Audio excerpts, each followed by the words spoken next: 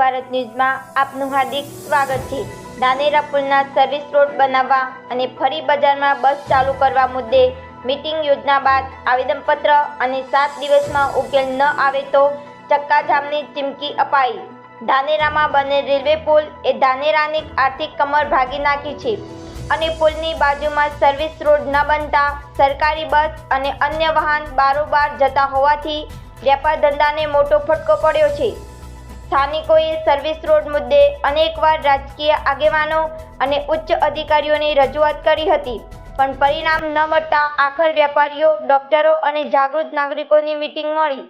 Service road મુદ્દે આંદોલને મોટું સ્વરૂપ ધારણ કરે એ નક્કી જ છે। રિપોર્ટર અંકુર ત્રિવેદી।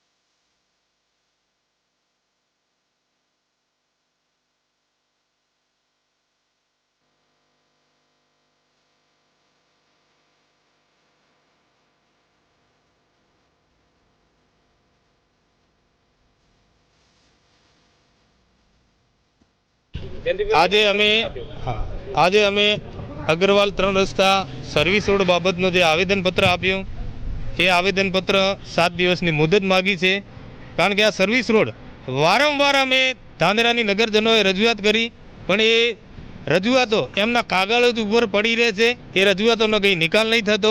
એ સર્વિસ રોડ ઉપરથી જે વાહનો ચાલે છે એ ધાનેરાના શહેરના વિકાસ માટે છે, ત્યાંથી જે સરકારી બસો આવે છે એ સરકારી બસો અહીંથી ચાલતી થાય એ આવેદનપત્ર અહીં પ્રાંત સાહેબને આપ્યો।